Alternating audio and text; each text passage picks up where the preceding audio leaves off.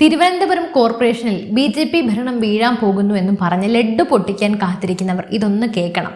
കണക്കുകൾ കൂട്ടി ഉറക്കമില്ലാതെ ഇരിക്കുന്ന LDFനും UDFനും അണിയറയിൽ ബി.ജെ.പി. ഒരുക്കി വെച്ചിരിക്കുന്നത് അപ്രതീക്ഷിതമായ 8ന്റെ അല്ല 16ന്റെ പണിയാണ്. അതെ, സഖ്യകക്ഷികൾ പോലും അല്ലാത്ത കോൺഗ്രസും CPM-ഉം ഒരേ താളത്തിൽ ബി.ജെ.പിയെ താഴെയിറക്കാൻ കൈകോർക്കുമ്പോൾ തലസ്ഥാന നഗരി ഭരിക്കുന്ന ബി.ജെ.പി. അത്ര പെട്ടെന്നൊന്നും കീഴടങ്ങാൻ ഭാവമില്ല. കളി തുടങ്ങാനിരിക്കുന്നതേയുള്ളൂ. സസ്പെൻസും രാഷ്ട്രീയ തന്ത്രങ്ങളും നിറഞ്ഞ ആ അണിയറ രഹസ്യങ്ങളിലേക്ക് കേരള രാഷ്ട്രീയത്തെ വരും ദിവസങ്ങളിൽ മുൾമുനയിൽ നിർത്താൻ പോകുന്ന ഏറ്റവും നിർണായകമായ ഒരു രാഷ്ട്രീയ യുദ്ധത്തിനാണ് അനന്തപുരി വേദിയാകുന്നത്. തിരുവനന്തപുരം കോർപ്പറേഷന്റെ ചരിത്രത്തിൽ ആദ്യമായിട്ട് അധികാരത്തിൽ വന്ന ബി.ജെ.പി. ഭരണകൂടത്തെ അവിശ്വാസ പ്രമേയത്തിലൂടെ താഴെയിറക്കാൻ പ്രതിപക്ഷം സർവ്വസജ്ജരായി കഴിഞ്ഞു. എന്നാൽ വി ശിവൻകുട്ടി ഉൾപ്പെടെയുള്ള മുതിർന്ന നേതാക്കൾ പരസ്യമായി വെല്ലുവിളിക്കുമ്പോൾ അതിനേക്കാൾ ശക്തമായ ഡിഫൻസ് ലൈനാണ് ബി.ജെ.പി. കോട്ടയ്ക്കുള്ളിൽ തീർത്തിരിക്കുന്നത്. ആരായിരിക്കും ജയിക്കുക? ആർക്കാണ് യഥാർത്ഥത്തിൽ പിഴയ്ക്കാൻ പോകുന്നത്? നമുക്ക് നോക്കാം. തിരുവനന്തപുരം കോർപ്പറേഷൻ ചരിത്രത്തിൽ ഇതാദ്യമായിട്ടാണ് ബി.ജെ.പി. അധികാര കസേരയിൽ ഇരിക്കുന്നത്. ചരിത്ര സംഭവം തന്നെയായിരുന്നു. അതുകൊണ്ട് തന്നെ ഭരണം തുടങ്ങി 6 മാസം പിന്നിടുമ്പോൾ എങ്ങനെയെങ്കിലും ഈ ഭരണം അട്ടിമറിക്കുക എന്നത് UDFന്റെയും LDFന്റെയും അഭിമാന പ്രശ്നമാണ്. ബി.ജെ.പിയെ പുറത്താക്കാനുള്ള ഒരവസരവും പാഴാക്കില്ല എന്നാണ് മുതിർന്ന CPM നേതാവ് വി ശിവൻകുട്ടി വളരെ ശക്തമായി പ്രഖ്യാപിച്ചിരിക്കുന്നത്. ഇതിനുവേണ്ടി UDF കൊണ്ടുവരുന്ന അവിശ്വാസ പ്രമേയത്തെ പിന്തുണയ്ക്കാൻ LDF തയ്യാറെടുക്കുകയാണ്. ദേശീയ തലത്തിൽ ഇന്ത്യ മുന്നണിയിലാണെങ്കിലും കേരളത്തിൽ കടിച്ചു കീറുന്ന കോൺഗ്രസും CPM-ഉം ബി.ജെ.പിയെ തോൽപ്പിക്കാൻ വേണ്ടി ഇവിടെ ഒന്നാകുന്നു എന്നതാണ് ഏറ്റവും രസകരമായ കാഴ്ച. അപ്പോൾ ഞാനെന്താ പൊട്ടന എന്നാണ് ജനങ്ങൾ ചോദിക്കുന്നത്. എന്നാൽ ഈ നീക്കം അത്ര എളുപ്പമാണോ?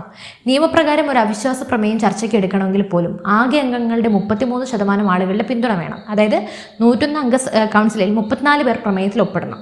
പ്രതിപക്ഷ നിരയിൽ UDFന് 20 അംഗങ്ങളും LDFന് 29 അംഗങ്ങളാണുള്ളത്.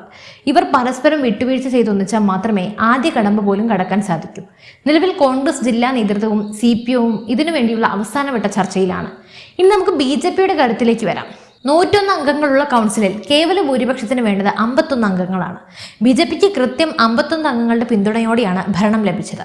എന്നാൽ ഒരു കൗൺസിലറുടെ താൽക്കാലിക അസാന്നിധ്യം മൂലം നിലവിൽ ബി.ജെ.പിയുടെ അംഗബലം 50 മാറിയിട്ടുണ്ട്.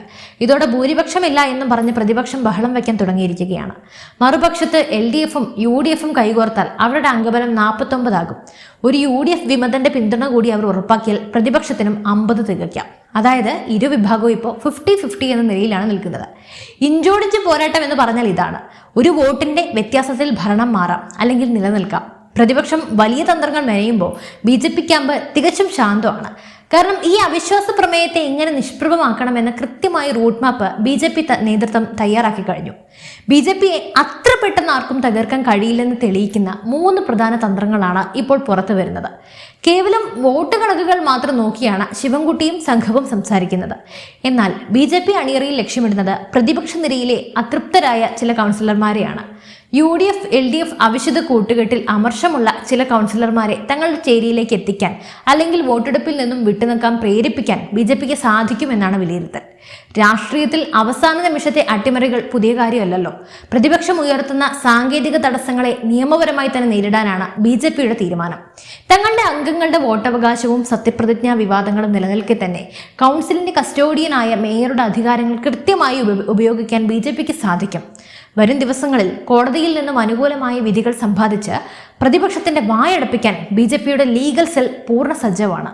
ഇനി പ്രതിപക്ഷം എല്ലാവരെയും ഒപ്പം നിർത്തിയാൽ പോലും ബി.ജെ.പിയുടെ പക്കൽ ഒരു അറ്റകൈ പ്രയോഗമുണ്ട്.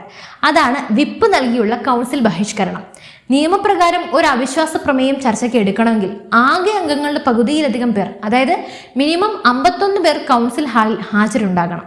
ബി.ജെ.പിയുടെ 50 അംഗങ്ങളും ഒന്നിച്ചു മാറി നിന്ന പ്രതിപക്ഷത്തിന് പരമാവധി 50 പേര് മാത്രമേ ഹാജരാക്കാൻ സാധിക്കൂ.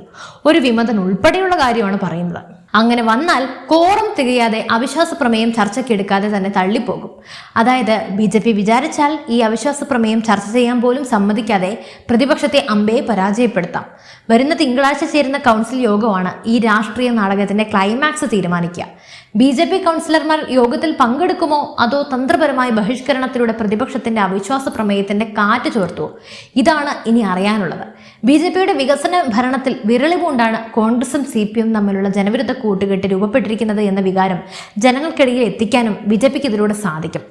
ശിവൻകുട്ടി എത്രയൊക്കെ കടുപ്പിച്ച് പറഞ്ഞാലും BJPയുടെ ചാണക്യതന്ത്രങ്ങൾക്ക് മുന്നിൽ പ്രതിപക്ഷത്തിന്റെ ഈ അവിശ്വാസ നാടകം വെറും ജലരേഖയായി മാറാനാണ് സാധ്യത ഏറ്റവും കൂടുതൽ.